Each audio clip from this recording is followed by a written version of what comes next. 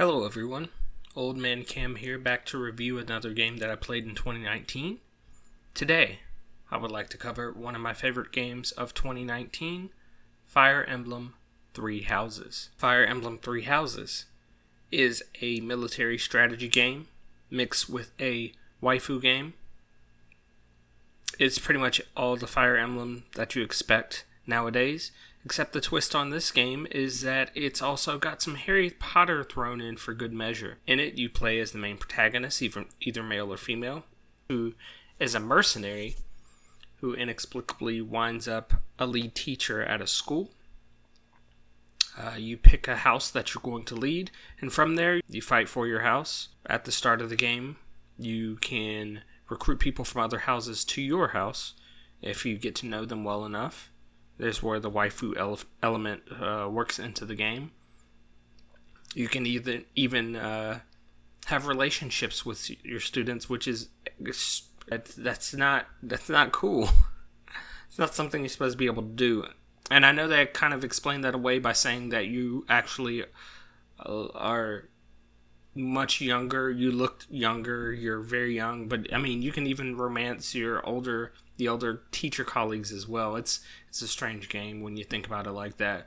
But what you get pretty much is your Fire Emblem action, where you use different types of units to roam around the map, defeat enemies. Recently, in the last 3 or 4 Fire Emblem games, they added the waifu kind of things, where you could romance and befriend, and characters can befriend each other depending on how you play the game and how you build them up and how you fight with them on the battlefield, which is a little nice, cool touch. It's a nice, cool little element. Fire Emblem is one of those games that when I'm looking at it from the outside, I'm like, man, why do I want to play this?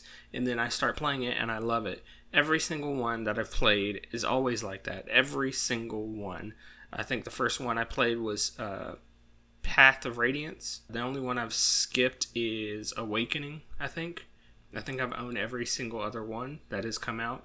And it's always one of those games where I get in and I'm like, why did I buy this? I know I'm going to play it hardcore for about 80 hours and then I'm going to stop playing it. And that is exactly what happened here. But that's neither here nor there. It doesn't mean that the game is good or bad or whatever.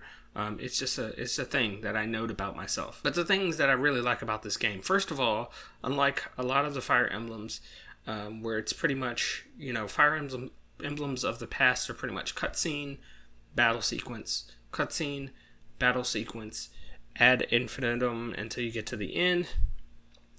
While there are cutscenes and battle sequences in this game, I really like the progression of the game. It's a game where you actually spend a lot more time waifuing than expected, but it feels right within the structure of the game. You spend a lot of time in menus and figuring things out and figuring out how to use your time. You need to teach your students how to fight better. Each of your students you can train in different ways. Just because somebody starts off as being an axe user doesn't mean you can't make them a magic user if you try hard enough. Now, does that mean they're going to be a great magic user? No, their potential is always low, but because of the random nature of the level ups and how stats are distributed, they could be, honestly. And I think that is one of the things that speaks to the strengths of this game, is that just because somebody is as a class, you can make them a different class. And I think that's really, really cool. Your character you can bend in any real way that you want. I mean, it bends you towards magic and swords just like it always does with your main character, but heck, if you want to be an axe-wielding, horse-riding knight, then that's what you can do that. You can force yourself to be that. I like the pacing and the progression, not only the battles of the game, but of the story of the game. It's one of those games that I said I was going to play through multiple times, but I actually only played through once. And another thing I really like is that each house brings a unique perspective on the same the same central conflict that's going on in the story.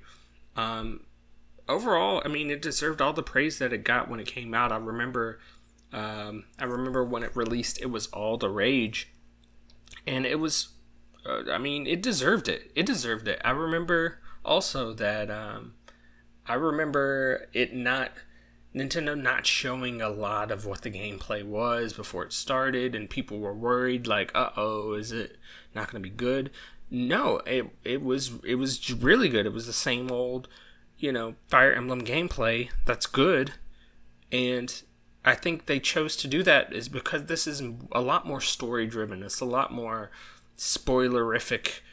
It's one of those games where the less you know about it, and the better it is on that first playthrough. And then after the first playthrough, you want to get to know other characters. You want to get to know other houses and how they, interact. And so you'll replay. And I think that's a cool thing. It lends itself to replayability, and everything.